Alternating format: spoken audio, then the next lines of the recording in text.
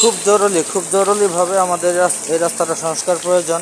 এটা আওয়ামী লীগ আমাদের সংস্কার করছিল, কিন্তু তারা এই রাস্তাটাকে উঁচু করেনি, যেভাবে ছিল সেভাবে হালকা পাতলা একটু ঢালাই দিয়ে এখান থেকে বিল করে নিয়ে গেছে।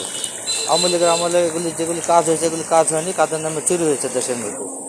তো দেখেন এখান থেকে গার্মেন্টসের হাজার হাজার লোক প্রতিদিন যাতায়াত করে, শত শত গাড়ি এখান থেকে যাতায়াত করে। একটু বৃষ্টি হলে রাস্তাটা কী পরিস্থিতি হয়ে যায় দেখেন।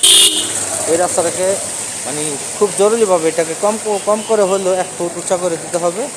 হ্যাঁ, আর 2 সাইড দিয়ে ড্রেন সিস্টেম করতে হবে। এখানে কোনো ড্রেন সিস্টেম করে নেই দেখেন, যার কারণে পানিগুলি জমে যাচ্ছে। হ্যাঁ, পানি যাওয়ার মতো, পানি নিষ্কাশনের মতন কোনো ব্যবস্থা এখানে নাই। এখানে আমরা প্রতিদিন চলাচল করি, খুব দুর্ভোগ আমাদের পোহাতে হচ্ছে। আমি মাননীয় পরিবেশ উপদেষ্টা এবং আমাদের প্রধান উপদেষ্টা আপনাদের দৃষ্টি আকর্ষণ করছি, খুব জরুরিভাবে এখানে বাজেট দেন। যদি আমাদের এখানে ইউনিয়ন পরিষদ আছে, এদের মাধ্যমে যদি কাজটা উঠিয়ে দিতে পারেন আলহামদুলিল্লাহ। তাও যদি আপনাদের দ্বারা সম্ভব না হয় আমাদেরকে বলেন, আমরা কাজটা করে নেই। সেজন্য আমাদের অর্থ বরাদ্দ দিন, আমরা এখানে কাজ করি। এই যে রাস্তাটা খুব জরুরিভাবে সংস্কার প্রয়োজন।